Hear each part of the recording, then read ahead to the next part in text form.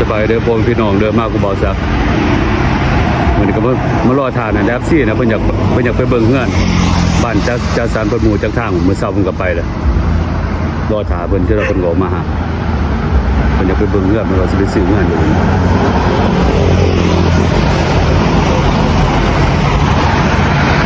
ที่เราเพิ่นก็ออกมาแล้ว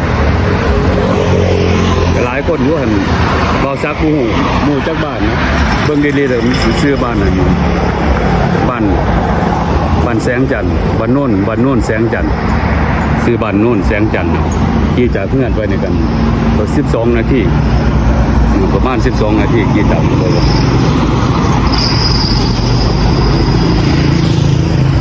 รอถาบนมาก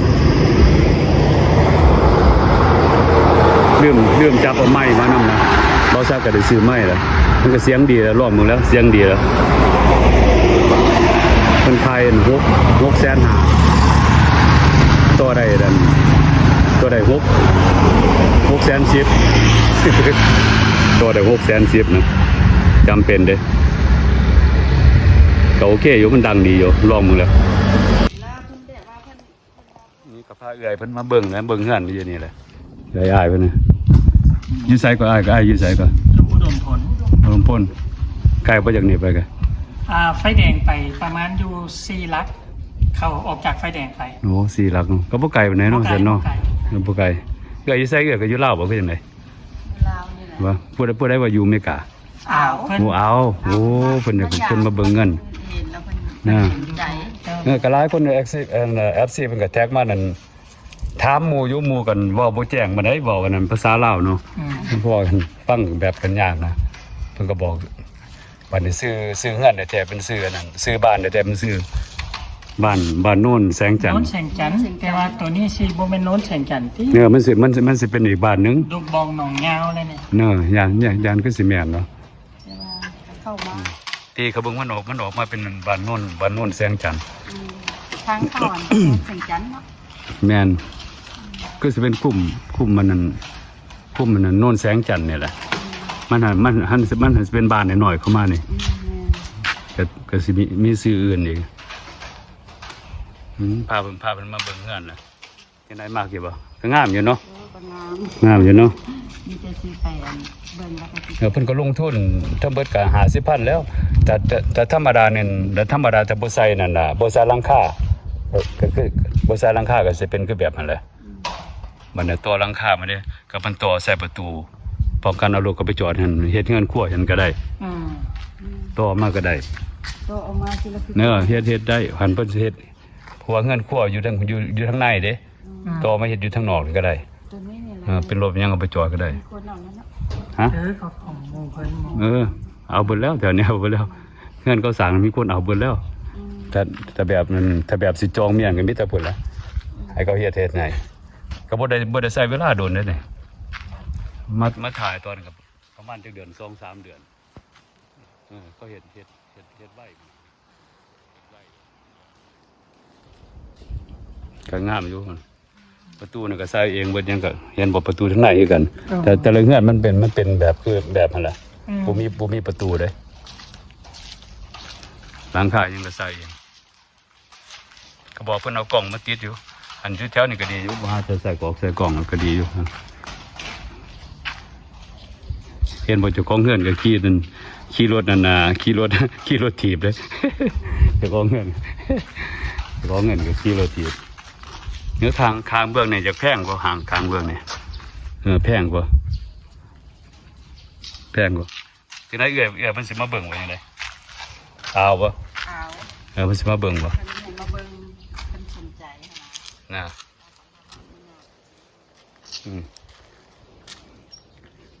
มีแต่จองเมียนนั่นแหละมีแต่เว้ากับเจ้าของเฮือนแล้วก็สิสร้างอยู่แถวใดก็บอกมีแต่บอกเพิ่นนั่นแหละจองเมียนได้ยินเพิ่นบอกตอนถามเพิ่นตอนนั้นเพิ่นว่าเฮ็ดเพิ่นเฮ็ดแบบนั้น40 หลังพุ่นเนาะสิล่ามโซออกไปฮอดทางพุ่นน่ะโซไปทางพุ่นยังบ่ตื่นเฮาก็สิสร้างอีกตื่นเพิ่นก็สร้างอีก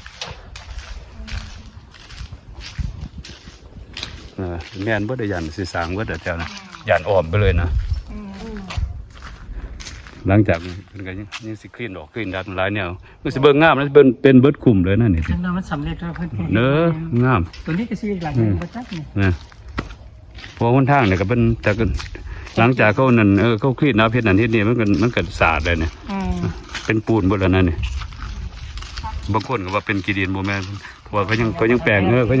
ยังบ่ทันแล้ว ยังรถนั่นถอยเขาถอยออกอยู่ ก็งามอยู่ดอกเพิ่นลงทุนนึงเบิดก็50,000กันลัง50,000ก็ซ้ำซื้อรถหั่นนะแต่สิเว้าก็มันก็ดีเพราะว่ามันได้อยู่ตลอดชีวิตเด้มันก็โหมันก็ดีกว่ารถหมดแหล้ว แม่น เป็นเฮือนของตัวเอง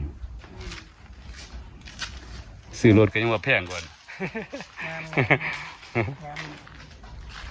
มันสำเนียงดีด้วยเนาะ เงียบเงียบแถวนี้เงียบนะแบบเงียบเห็นบ่ข้างเบื้องนี่บ่ถือแสงแดดนั่นบ่เพราะว่าทั้งหลายเป็นการเมียนเด้บัดมีแต่ข้างเบื้องนี่ถือแสงแดดบัดนี้เพิ่นแม่นแต่เก่าถ้าเพิ่นบ่ใส่หลังคานี่แสงแดดนี่ตามเบิดมือเลยนะตามฮ้อนคือแบบเงื่อนเห็นบ่มีอันนั้นบ่มีหลังคาเห็นบ่ถือแสงแดดไปเบิดนะเดี๋ยวทุนใส่หลังคาน้ำอยู่สองห้องนอน1 2 2ห้องน้ำก็ไปเบิ่งกันครับ2ห้องน้ำก็มีเฮือนครัวทั้งในธรรมดาบ่ถึงเฮือนครัวอยู่ทั้งในบ่หาตัวใส่ก็ได้เอาหญ้าเฮ็ดไปอยู่มาเฮ็ดอยู่ทางนอกเลยนะ มันจะค่อยโล่งดี นะเฮ็ดทางนอกเลยก็งามแล้วนี่ข้างนี้อยากแพงข้างนี้บ้านเบิ่งนี่อยากแพงหน่อยนึงก็สิแม่นลัก60เหมือนกันตัวนี้ก็สิลัก60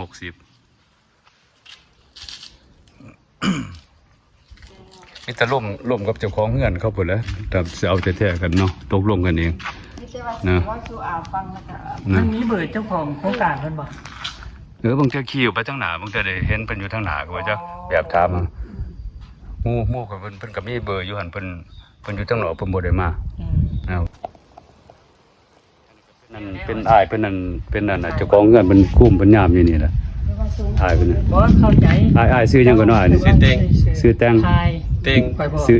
ฮะ เต็ง ชื่อติง แมน ติง แนวนี้ บ้านนี่เป็นบ้านหยังก็บ้าน มัน นี่ ดงเสียงดี บ้านโนนเสียงดี แม่น แต่ผู้ใดอยากติดต่ออยากได้เฮือนอย่างนั้นนั่นเป็นจังไดอ้ายมีเลขโทร เข้า บ่ มาเบิ่งตัวจริงได้เบอร์โทรก็79970909 เว้าสาวๆหน่อย 79970909 แม่นอันนี้เป็นเลขโทรของเพิ่นอยู่เมืองลาว เจ้าสนใจก็เข้ามาเบิ่งตัวจริงได้ แม่นเพิ่นยัง มัน สิ มี สร้าง มีเพิ่นยังสิสร้างหลายหลังอยู่ มีการพรนำดิ เดือนนี้ก็ประมาณ มีทั้งคอนทั้งสด แม่นทั้งพรทั้ง ประมาณ30กว่าหลังแล้วอันทั้งเบิดก็เพิ่นว่าสิประมาณ60หลัง อ บ่ ยากพรระยะ100ปีครับพรนำบริษัทเฮาได้มันมี32เดือนบริษัทเฮานะแต่ว่าระยะ32เดือนนี่มันบ่มีดอกเบี้ยอาจจะบ่ได้ดอกเบี้ย 32 เดือน7 ปี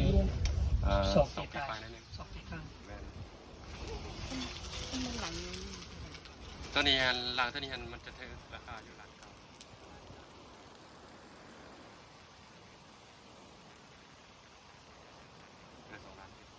2 ล้านเอ็ด แม่นล้าน1แสน เรื่องกับ2แสน แม่น ล้านเก้า ตัวนี้แต่ว่าเนื้อที่มันซ้ำกัน ซ้ำกัน ต่างแต่หมดแต่ว่าตัวนี้มันมีเพราะว่าตัวเฮ็ดไว้ตัวสำหรับ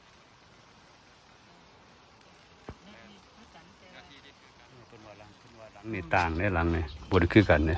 หลังนี่ต่างเนาะ แม่นหลังนี้ต่างหลังนี้มันจะเป็นวูดเดียวกันครับตัวค่อยว่า แม่นแท้เด้อบ่ได้สังเกตนะหลังนี่ต่างหม เพ ด ราะว่าหลังน้อยนะเฮาพัดบ่ได้เฮ็ดแล้วคือหลังตัวแบบโมเดิร์นถ้า2ห้องนอนก็เป็น2ห้องนอนใหญ่จะราคาเป็นอยู่หลัก7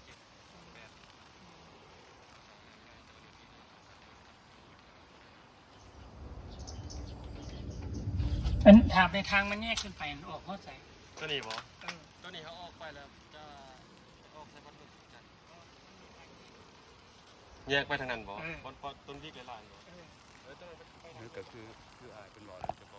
เอาแล้วกัน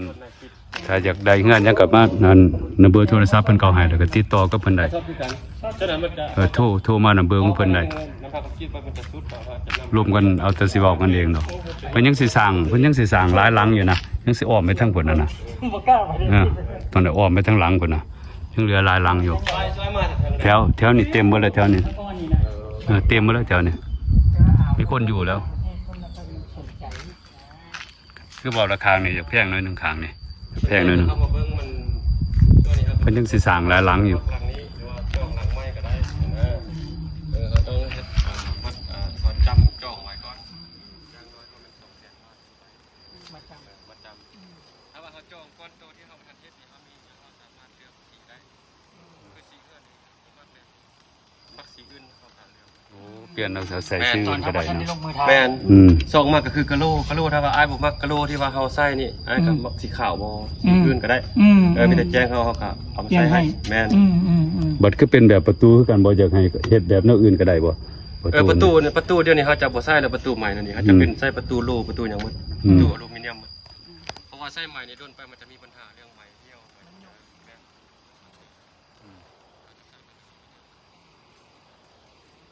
เรื่องโปรโมชั่นของเฮาก็คือ3ห้องนอนมีแอร์3หน่วย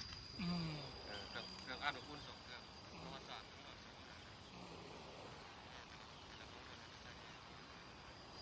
อนมีแต่ว่าใส่เพิ่นมาเบิ่งคันว่าเพิ่นสนใจจึงค่อยลงรายละเอียดเป็นแต่ละอันแล้วก็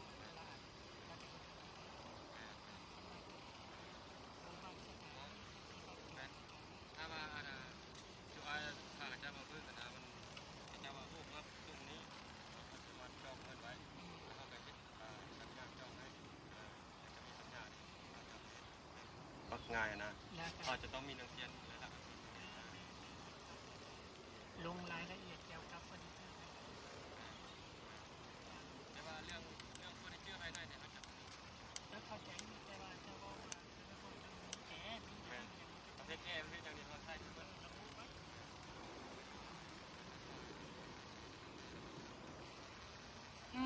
ราคาเท่านั้นนะแต่เรื่องน้ำอุ่นน้ำเย็นนี่ก็มี2ห้องน้ำก็มีห้องละเครื่อง มีแต่ว่าเช่นแหละแล้วเขาก็บอกให้เพิ่นมาเบิ่งเอาคันว่าเรานั่น